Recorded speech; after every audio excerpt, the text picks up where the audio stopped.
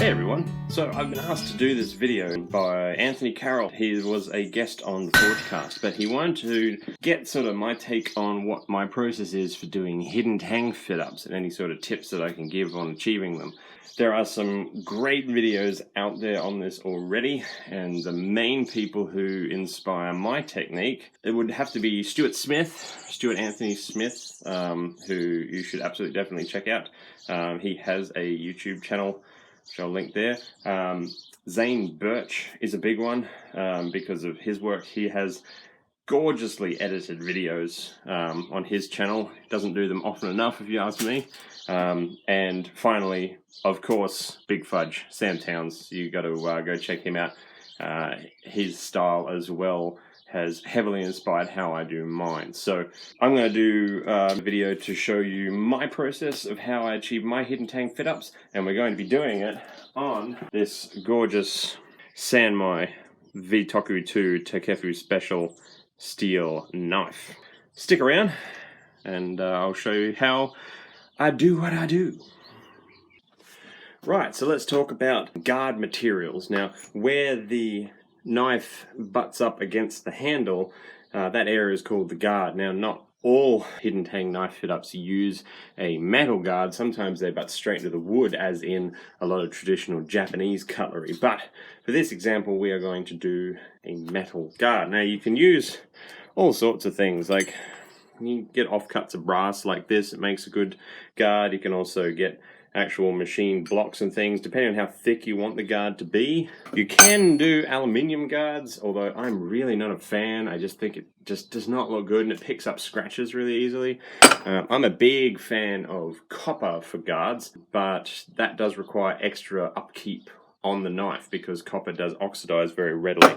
You can get really fancy and use things like Nordic gold, which this was cast for me by Sam Towns. Saving that for a special knife.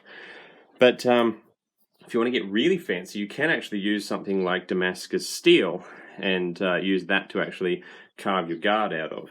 For this particular knife that we're doing, we're going to be using brass. Brass is a nice sort of safe option because while it is relatively hard and scratch resistant, it is very easy to cut with files, which you're going to be doing a lot of filing to actually get this to work. Also, carbide burrs work on it beautifully. They go through it like butter. So it's pretty cheap and readily available in all sorts of different dimensions as well. Like if you are only getting things in a thick block like this, it takes a long time to cut through all of that neatly, unless you've got specialized tools. So you can actually usually buy dimensional brass in the thickness that you'd like. And for this particular knife, we're going to be doing a 6mm brass guard, and then we're going to use some G10 and do a couple of stripes of thinner brass with the G10 in between, just for a little bit of extra class. So the first thing we need to do is cut out the section that's going to be the guard, and it's always best to do it a tad oversize.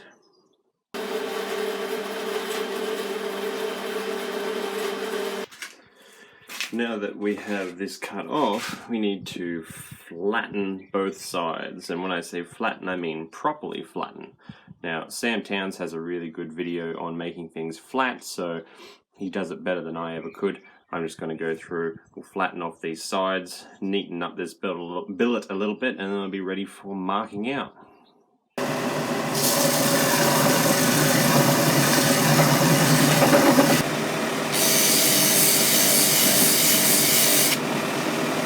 So there's a few schools of thought on this next step, but now that we've got this sort of nice and flat and shiny, we need to actually mark out where our guard is going to go.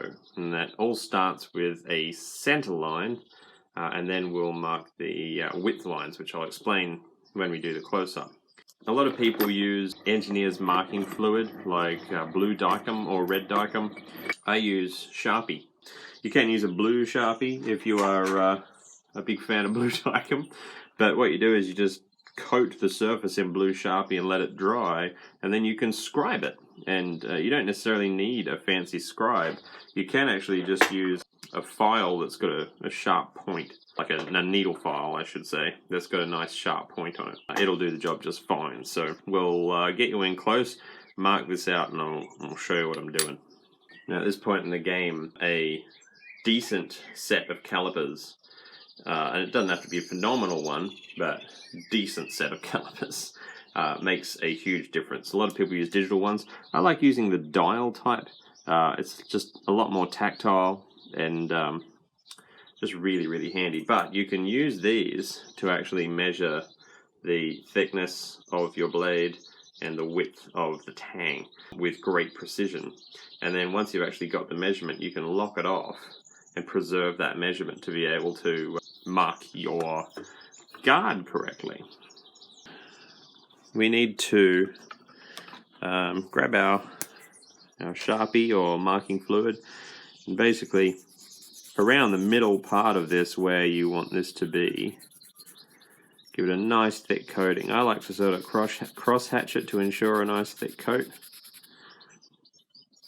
all around the middle. The thicker the better. And it doesn't take long for Sharpie to dry, but once it does, we can actually take our thin pointy needle file and some sort of straight edge, and you want to actually put your straight edge there and then scribe a line. You can see just how well that works. And a scribed line from a point like that is much more accurate than a mark of some kind. The reason we don't use a mark is because if you actually were to use a Sharpie or something to mark the line, that line that you draw is a certain width, whereas this one is it's like 1/1000th of an inch. It's the only reason you can see it is the glint of light that hits it.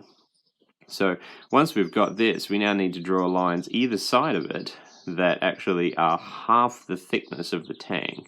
Our tang is going to be sitting like this, and we need to do half the thickness. In one this narrow, however, we can actually take the full thickness and just put a line next to this one.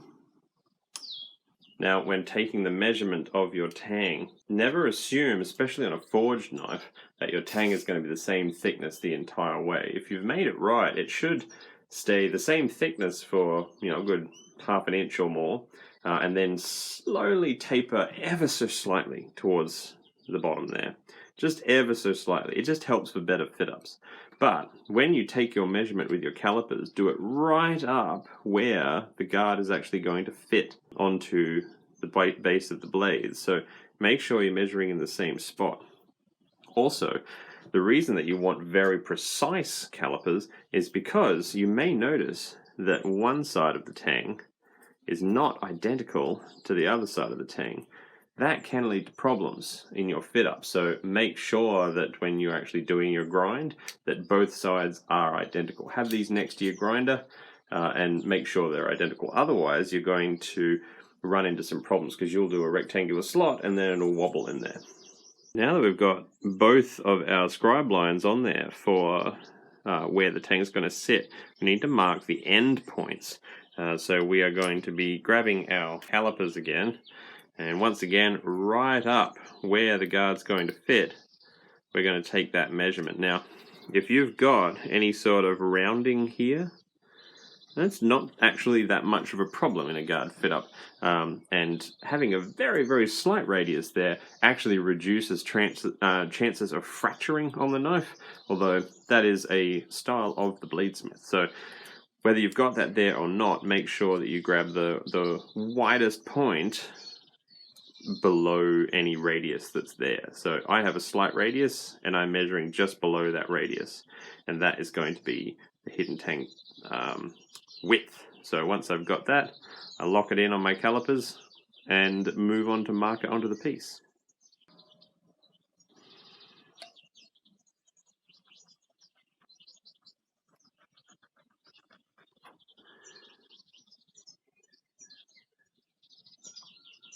So next thing you want to do is to grab a center punch, and you want to actually mark out evenly distributed points along the inside of that, because these are going to be guides for the drill so that it doesn't wander.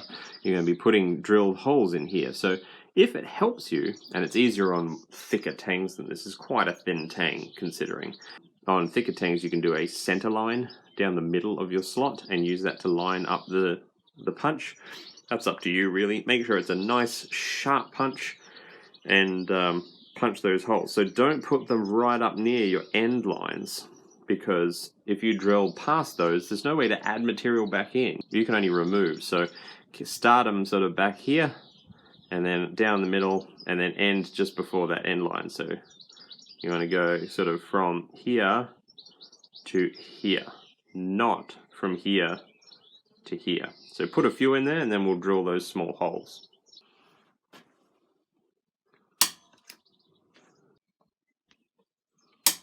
Okay, so now we've got some center punch marks in there. We need to drill those holes out. Now when we are selecting a drill bit size, we want one that is not as wide or wider than our slot. We want it to be just undersized to the slot, because we're going to file to fit. So make sure that the drill bit you use is smaller than your slot, noticeably smaller.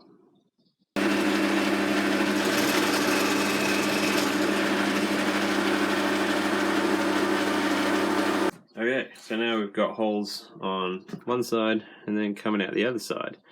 So there are two different schools of thought on this next step. One is that you should cut the slot the entire way through the thickness of the guard. The other step is the one I prefer. So we actually hollow out the inside of the guard in a sort of oversized area around where the tang will be, so that you're actually only going to be carving like a millimeter of brass. Brass is pretty easy to cut, but it still saves you a bit of work. It also helps through with the force through method, which I'm going to be showing you on this build. So that's up to you. I'll explain it a bit better when we actually get there, but the next step is to actually connect up these holes so that it's one long channel. Now, you can actually do this if you've got files that'll fit in holes that small. Otherwise, you can use a pyramid-tipped carbide burr, like on a rotary tool, and very carefully connect all of those lines up. So on this one, I'm actually going to be carving out the underside, and then I'll use the carbide burr to connect the dots.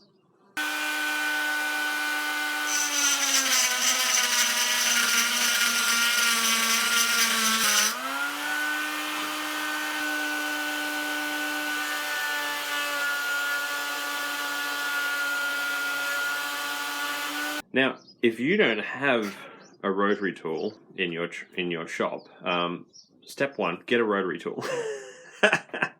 They're really, really handy. A good adjustable speed rotary tool with carbide burrs is a priceless addition to your shop if you're a knife maker.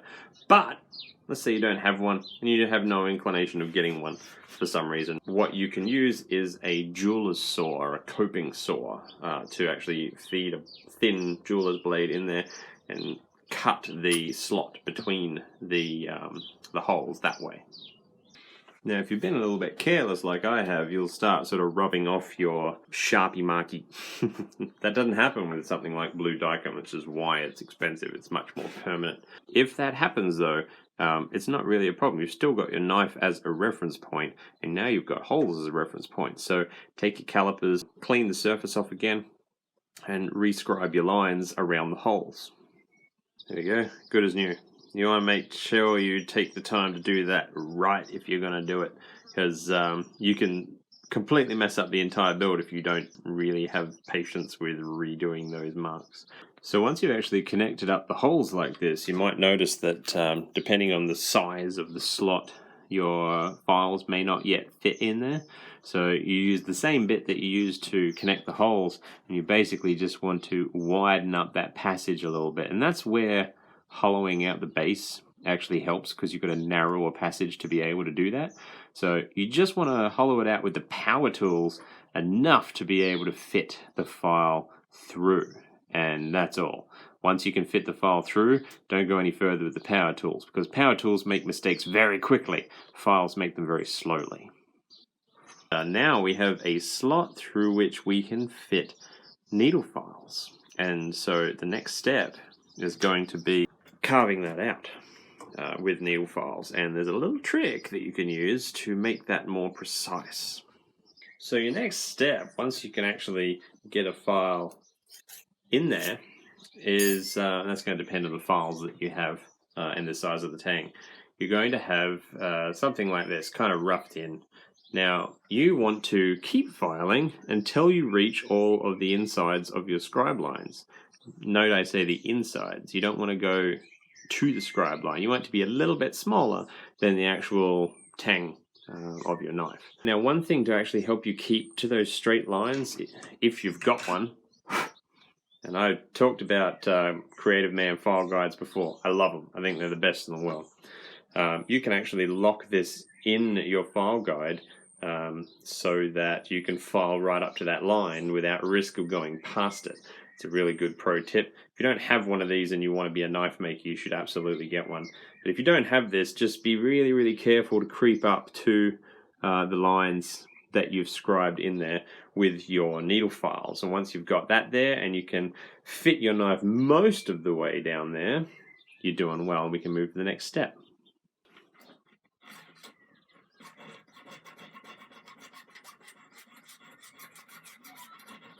Now remember, a file is only good if it's sharp, and to keep a file sharp, you want to keep it clean. So get yourself a file card, not just any old brush. Like this sort of thing's better than nothing, but it's not really going to do a good job. Get a file card and actually follow the actual teething of the file and get those filaments out, and do it regularly to keep your files sharp. A sharp file is an efficient file. So a lot of people, when they start out, they think that it's all about getting the shape of the slot right, and that's actually really only half of it. You have to put a lot of thought into the shape of your tang. The shape of the tang is super important. You want it to have, you want to use a file guide to actually get it perfectly flat across here. This face here needs to be perfectly in line with this face. You want the sides here to be parallel, at least for the first little bit. Not super necessary, but overall you want it to have a nice taper this way and a nice taper this way, both gentle. But most importantly, that most beginners sort of mess up on, this needs to, no point of this tang should be thicker than where the actual guard's going to sit. Because otherwise, as you're trying to slide the tang in, it's going to get caught up on high spots. So you want this to be flat, smooth, and get some calipers out and make sure that this is the thickest part of your tang. You don't want there to be lumpiness where it's actually going to be hugging the tang. You want that to be nice and smooth. Think about your tang shape before you think about the guard slot shape. So once it's nice and square into your lines, you're going to, hopefully, because you only went up to the line and not over or past the line, when you go to do a test fit of your tang, it should only go part way. And that's because your taper this way is going to start pinching. This is a good thing. You now want to go through and repeat the process that you just did for the long edges and widen it ever so slightly, just a little bit at a time, so that your fit up gets further and further and further down the guard until it's almost there. Once it's almost there, you're pretty set. So keep filing and then checking and then filing and then checking, and just keep doing this. I know this is a repetitive and meticulous process, but that's how you get those nice tight fit-ups.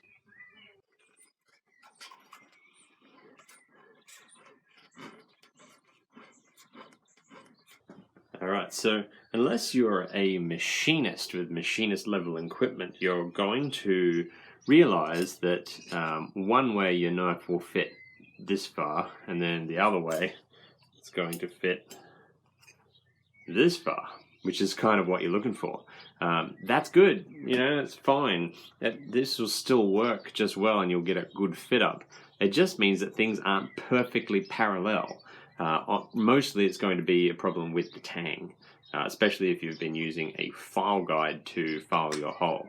You can either try and file around this issue, or you can just kind of leave it if you work out that it fits better one way, mark a small notch or something on the guard to show which way the blade's pointing, and you'll know that it fits best that way. But once you've got it this close, where there's such a tight fit that you can only get it to maybe about, let's say, 1/4 of an inch up to the base of the ricasso, that's good. That's the stage we want to be at, and it means we can move on to the next stage. Now, we talked before about the different materials that you can use for guards, and I mentioned that steel offers a problem that doesn't come with softer metals like brass and copper, and that is this step. While this step is still possible with steel, it's much more tricky and finicky and difficult. So if you are doing a steel guard, whether it's mild steel or Damascus or what have you, this step you may want to skip. Now this step is basically hard fitting the knife to the guard. Now what I mean by hard fitting is it slides on almost all of the way, but because the steel of the knife is harder than the steel of the guard, which also helps if you've hollowed out the bottom because there's really not much brass in contact with the guard, basically we want to clamp it in a vise and hammer the guard down so that it does a press fit, and it will squeeze the sides of that slot out to perfectly conform to the tang. This process is fairly violent, so you want to make sure that you have some sort of soft jaw solution for your vise. But how to hammer that down is you just take something like some hollow tubing that you can fit over the top of the tang and hammer down on the top of that.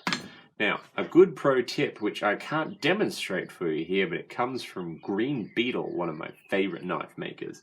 Green Beetle puts his knife in the vise. Instead of using something like wood, he uses horse float matting. It's this very sort of tough, rubbery sort of substance that you can cut with like a Stanley knife and basically make a C-section that you can clamp around there and put in the soft jaws of the vise. You can also put some around the base of this because while it is rubbery, it's very firm and it will protect your guard from the striking. I'm not doing that on this one. Basically, I'm going to hammer this down and then reface the underside of the guard. And that's how I'm going to do it. But it should get it down to a very nice tight fit.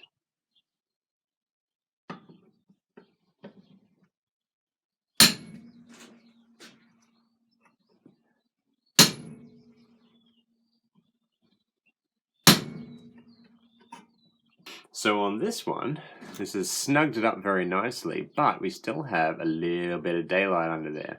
Now that is because I have those rounded corners to prevent stress rises at the shoulders of my knife.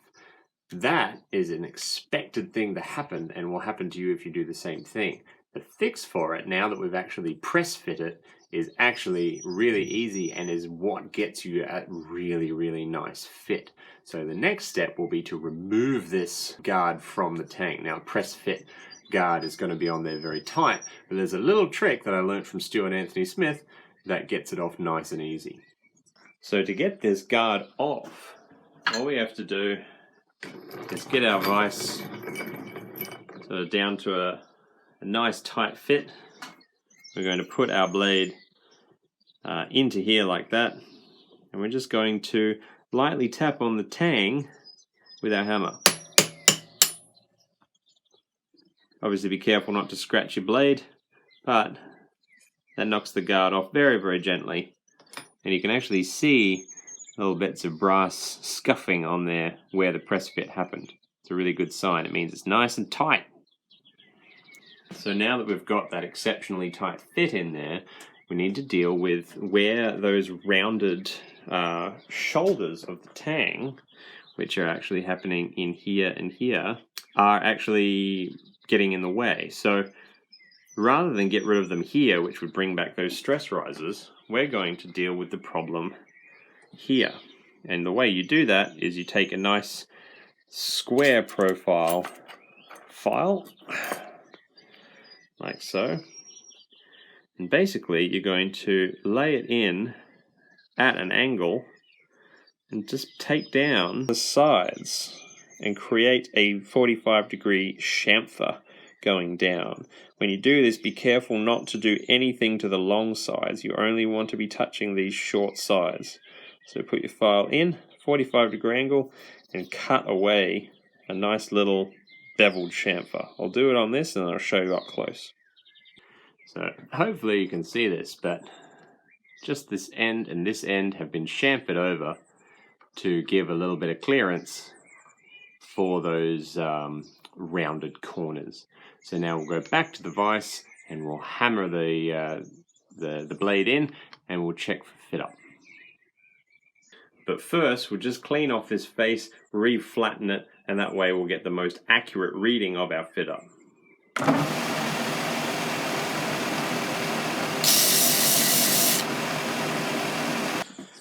Alrighty, so we still have our little notch that we can see, which shows us which direction the blade needs to go. And that almost fits on without any manual assistance in the form of hammer blows. So what we'll do is we'll stick that in the soft jaws that I've got here, stick that in there, clamp it up, and it shouldn't take much persuasion at all.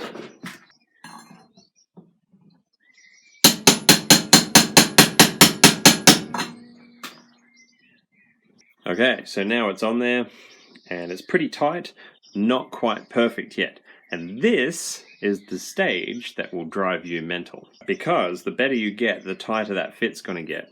And if you look at this, that looks pretty damn close. But if you start looking in really close, you can see tiny weeny little gaps. I don't know whether or not the focus is going to behave itself, but you can even see them when it's out of focus. Mostly you can see them because the reflective surface of the brass is doubling the size.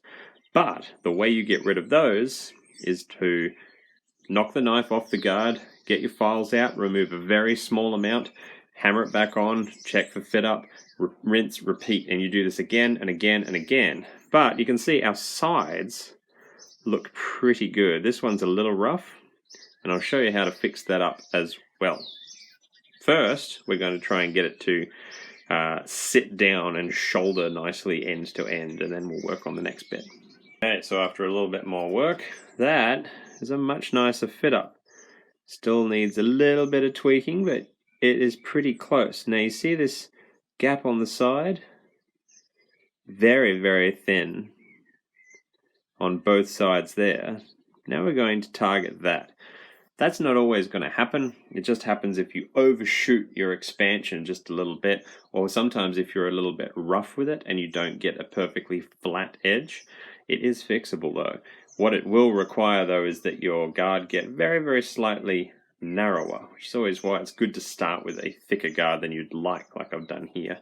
Because the solution is pretty straightforward, but it is a sort of semi-destructive process. So what you want to do is you want to find on there where the gaps are, and you want to put some marks with a Sharpie.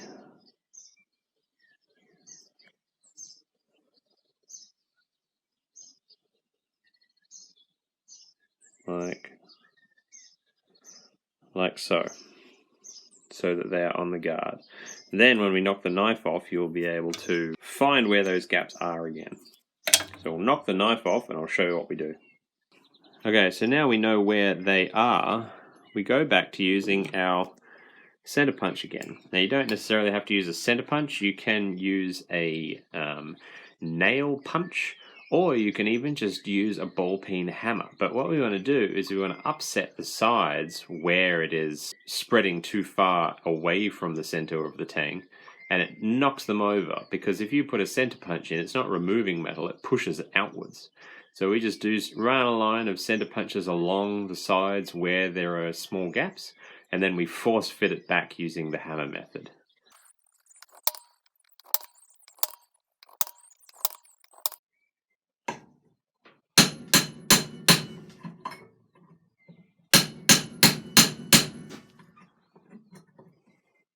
Now, one thing to watch for when you're doing that hammer-on method is that your guard is going on straight. You can see that this one here, it's going at a very slight angle, so we need to knock this side over a little bit more in order to keep it straight and flush, because if the slot is flush, it means the blade will go on flush every time.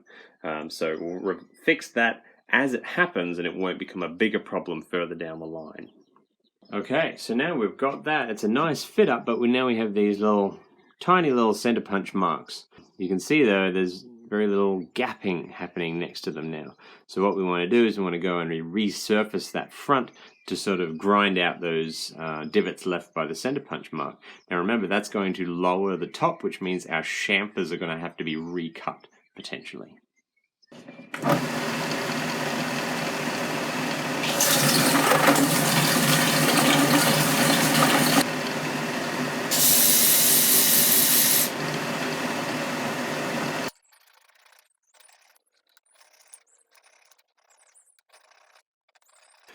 Now that we've got that looking all flush and clean, we can hammer it back on and see how the fit up looks now.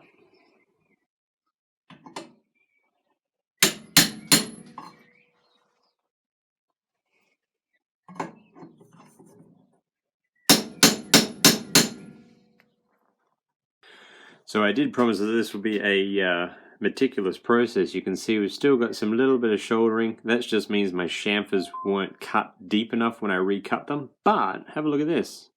Down the sides now, no gaps.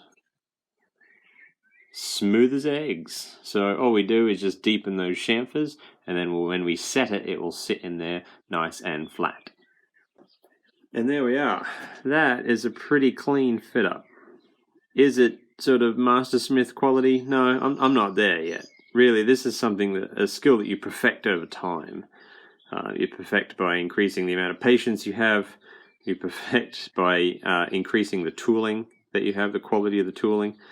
I'm not at a super high level yet, but for somebody that's trying to get their game better, that should give you a much better idea of how to deal with getting that fit up nice and tight.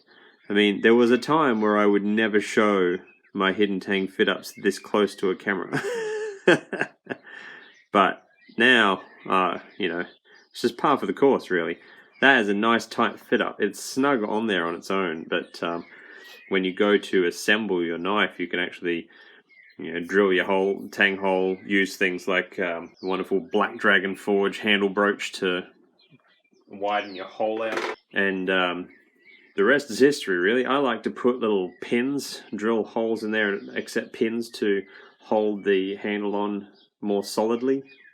Drilling a handle hole is a pretty straightforward process. Some people like to burn in the hole by heating this up and forcing it through the wood. But that part's easy. Getting this nice and tight, that's hard. It just takes practice, though, and you'll get it. So hopefully that has given you some tips that will up your own game when it comes to your own hidden tang fit-ups. But yeah, that's that. So guys and girls, thank you very much for joining me.